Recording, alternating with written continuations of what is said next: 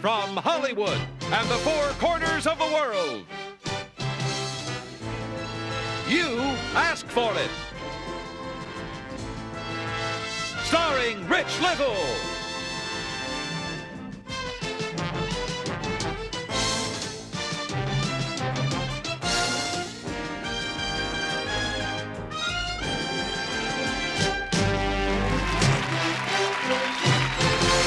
Here's the star of You Asked For It, Rich Little.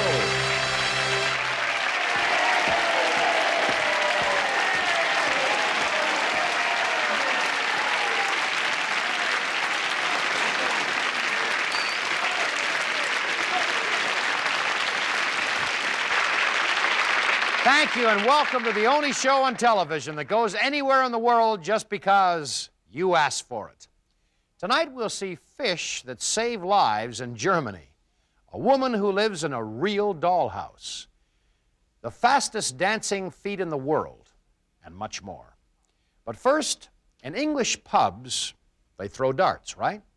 But in the Canadian North Woods, loggers hurl axes at the bullseye.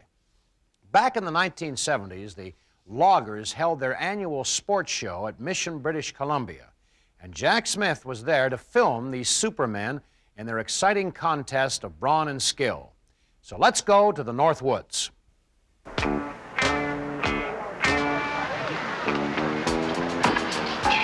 Axe throwing is a highly skilled art.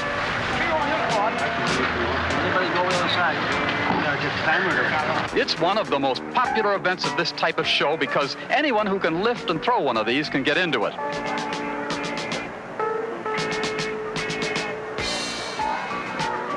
Some people are very good at it, and it's obvious that they spent a lot of time practicing. And then there are others who should, well, just practice a little more. From here, the contests get tougher.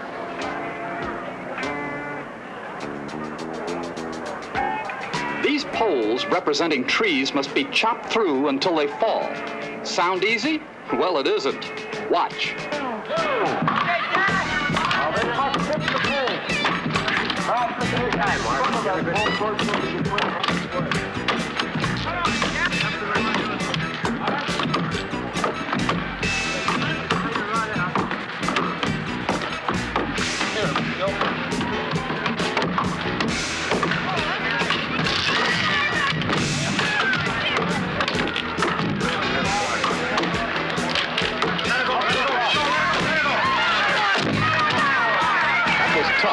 But coming up next is something that's not only tough, but dangerous. On your mark, get set, go!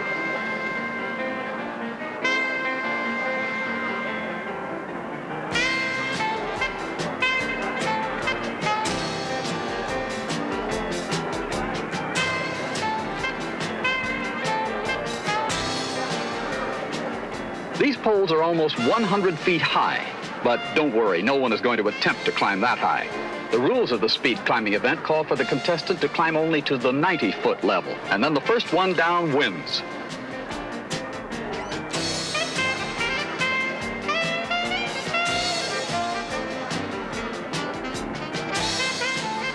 Who said getting there is half the fun?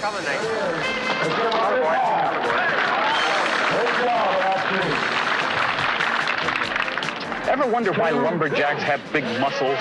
The next contest might be one reason. It's called single-handed bucking and requires the contestant to saw all the way through a big log using only muscle power. First man through wins.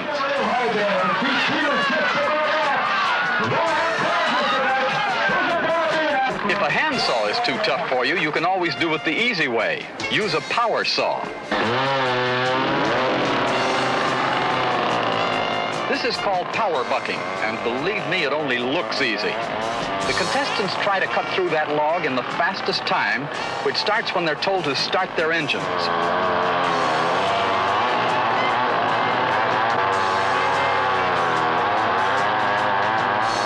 There's one advantage to doing it by hand. No one ever lost the single-handed bucking because his arm wouldn't start.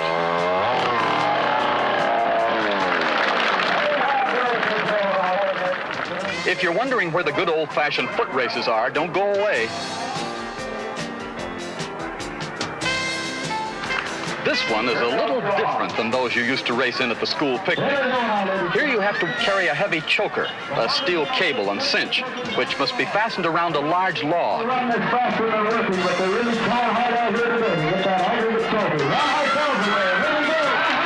Thanks to the Mission Logger Sports Association and the contestants who've come from around the world, and all because you asked for it.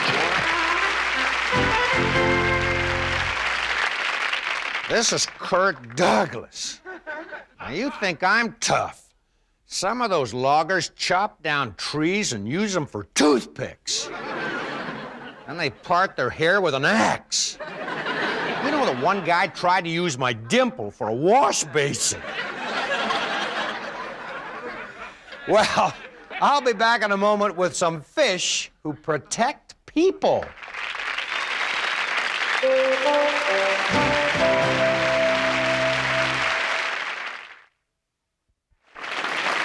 And now back to Rich Little. Would you trust your health, possibly your life, to a fish no bigger than a man's hand? Well, in Germany, whole cities do exactly that. Our Janet Langhart reports from Ulm, Germany, because Sue Gordon of Eureka, California, you asked for it. What is this fish doing in this tank? He's testing the water to see if it's fit to drink. The city water is tested for purity instantaneously and constantly by the system invented by limnologic Walter Geller of Constance University. Unlike other more complex testing methods, this part of the system cost only $4,000.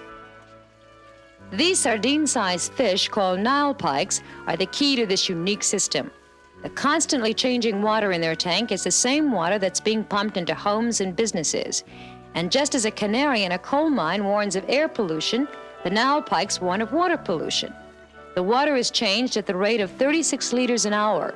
The fish are extremely sensitive to water quality, and they send out constant electrical impulses from their tails. Electrodes placed inside the little aquarium pick up the electrical pulses from the fish. These pulses trigger light-emitting diodes, which are monitored here in the control room 2 kilometers away. When the water quality is good, the frequency of the tiny electrical pulses is high. When the quality drops, so does the frequency. If the gauge falls below 150 hertz, the fish is in trouble and indicates the water is polluted. The slightest change in water quality is instantly recorded here. Should a fish die, a bell rings an alarm. Actually, the alarm has sounded only once in the 3 years the system has been in operation. A fish has died of chloride hydrocarbon poisoning. It takes only a minuscule amount of pollution to kill them, much less than would even begin to affect a human being. Every 3 weeks, the fish gets a vacation in a rest aquarium, and another shift takes over. At first, they used trout instead of the Nile pikes, but trout aren't as sensitive, and the equipment was more complicated and cumbersome. It's one of the cheapest and most effective water testing systems in the world. You saw it because you asked for it.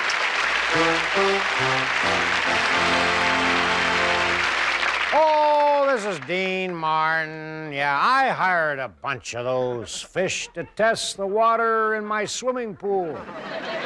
You know, it kept me busy for a week. You ever try to dry out a fish? At least they died with a little smile on their face.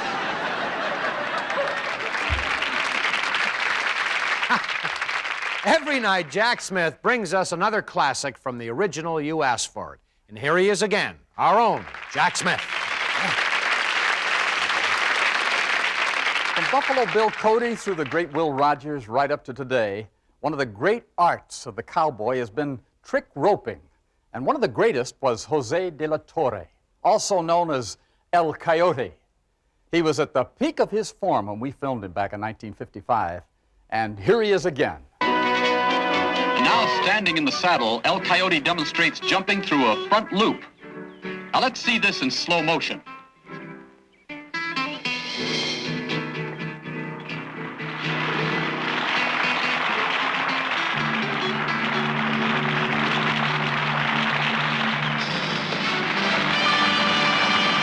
difficult rope trick called jumping through the spoke.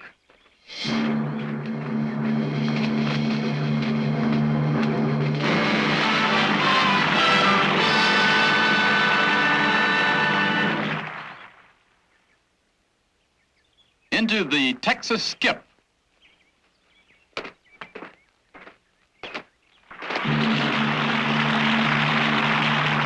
Now watch closely. Here's a three-leg catch.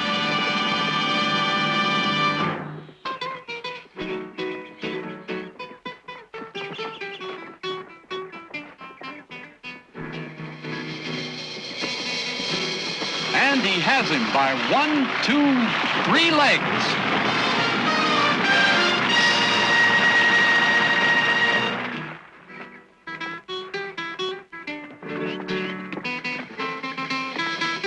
And now, swinging a loop bigger and bigger, El Coyote leaps, horse and all, through the loop.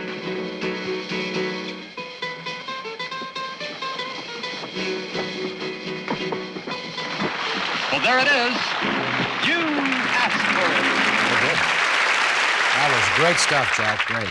You know, Rich, the charro tradition is one of Mexico's unique contributions to the world, and it continues to this day. In that style of riding and rope handling, I don't think they have any equals.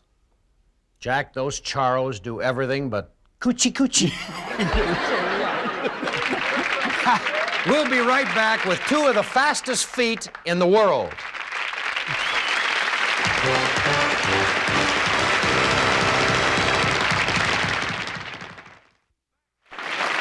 And now back to Rich Little. If you think that's a fast flamenco, well, you're right. Teo Morca is one of the world's fastest flamenco dancers. Well, tonight he's out to break his own record. But there's a lot more to flamenco than mere speed. As our Dale Haramoto reports, because Isabel Morca of Bellingham, Washington, you asked for it. Bellingham, Washington hardly seems like the place for the music you're hearing.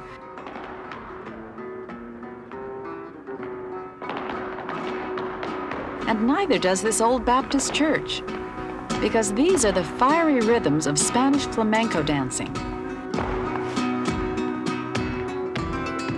Teo Morca and his wife Isabel are professional flamenco dancers. They use the church as a dance studio. Flamenco was born in a real emotional kind of thing. People dancing their joys, their sorrows, their loves, their hates and everything. And you kind of want to dive into that when you dance.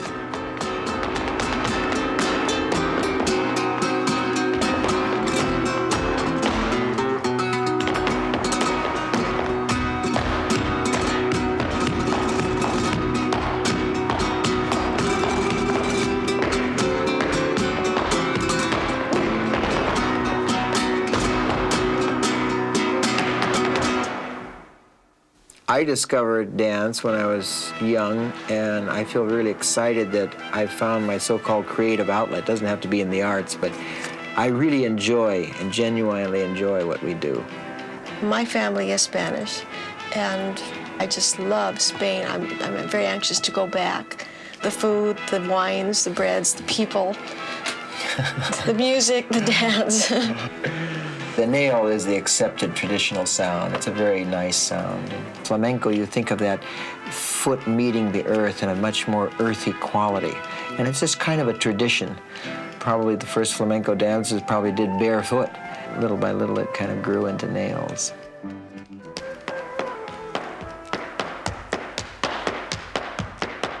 The world speed record for flamenco dancing is 16 taps per second. Teo Morca is now trying to beat that record.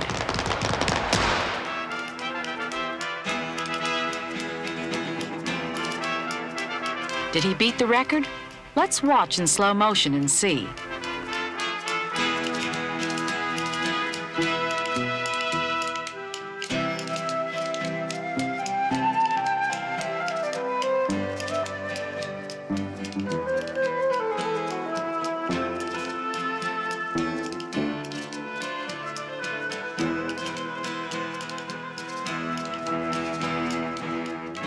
Teo is so fast, we can't be sure, but we definitely count 17 taps per second. It's exciting to push yourself to your limits. And we have a philosophy, we like to live every day full. I think that's the spirit of the gypsy.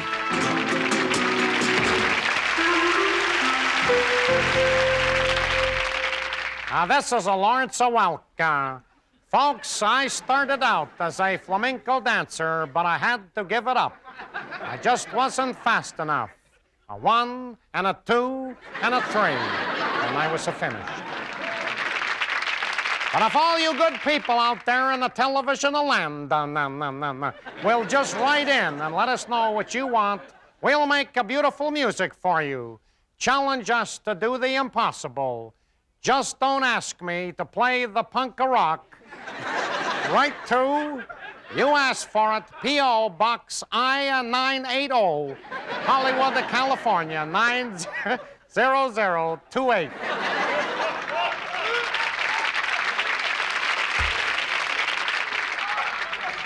Lawrence, we're just having fun. Every little girl wants a dollhouse, but how many little girls ever had a dollhouse big enough to live in? Well, we know one who did. Our Danny Folke reports from Miami, Florida, because Jane Baker of Miami, you asked for it. Rich, we went to visit this midget-sized house, and sure enough, it's very, very tiny. How would you like to live in a house 30 feet long and 12 feet wide? Rich, you know, it's part of the American dream to own a home, but most people wait until they're married or are raising a family before they buy one. Well, this house is rather special because it was made for a 9-year-old girl, and it was custom built to fit her perfectly. Boy, this really is a tiny house. I mean, even I have to duck to get inside this 5'2" door. The house was built over 50 years ago for this lady, Mary Frances Perner. It was no problem to get rich. She just asked for it. I asked my daddy to build me a regular size dollhouse that I could really live in.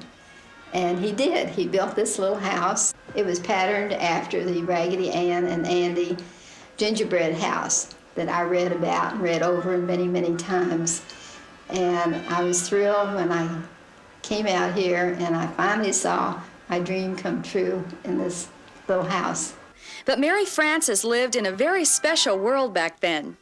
Her father, I.W. Phillips, was a multimillionaire who built his fortune on the Florida real estate boom. In 1920, her father built a beautiful home north of Miami for $125,000, a large fortune back then. He dug a canal from the bay right up to the front yard so that he could anchor their yacht closer to home. Unfortunately, the Depression ruined her father financially.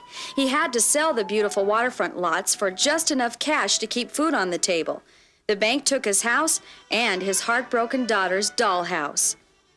Sarah Allen, the Broadway star from the 30s, bought the dollhouse with her husband and loved it so much that they added a room to it and lived here until very recently. Mary Frances came back today to take me on a quick tour of the house, and I do mean quick. We left the 18 by 7 foot living room and went into the bathroom. It was pretty cramped with both of us in there at once. Mary Frances explained how Sarah Allen had installed grown-up sized conveniences. In the old days, everything had been little girl sized. We squeezed into the bedroom, the last stop on the grand tour. I felt like we were on a sailing ship, a very small sailing ship. This room's 8 feet by 7 feet, just big enough for a double bed and a closet. The whole house is only 700 square feet. People thought it was a misprint when it was advertised for sale. And that's it. My gracious hostess had run out of things to show me. Thank you very much, Mary Frances. I really enjoyed myself. Thank you, Danny. Anytime you're in the neighborhood, please come by. I'd love to. This is really a terrific house. But I have to tell you, it's a little bit too small for my liking. I need a little bit more elbow room. But there are some advantages. I mean, after all, spring cleaning would be a snap.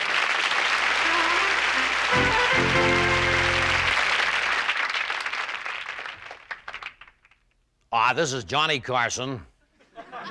That dollhouse was so small. How small was it? No, it was so small you had to go outdoors to change your mind.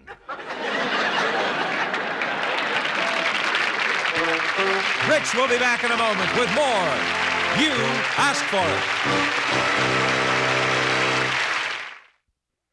And now back to Rich Little. That's our show for tonight. See you next time on... You Asked For It. Good night, everybody.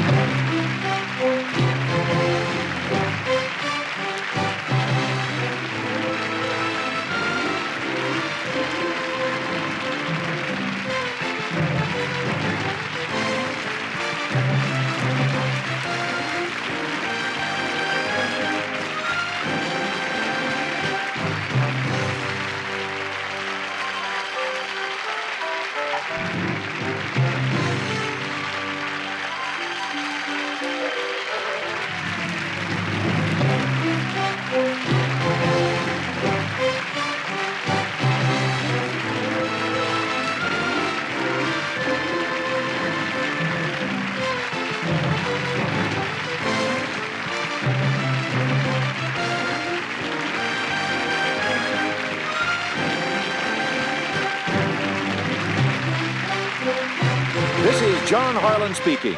You Asked For It is a Sandy Frank production.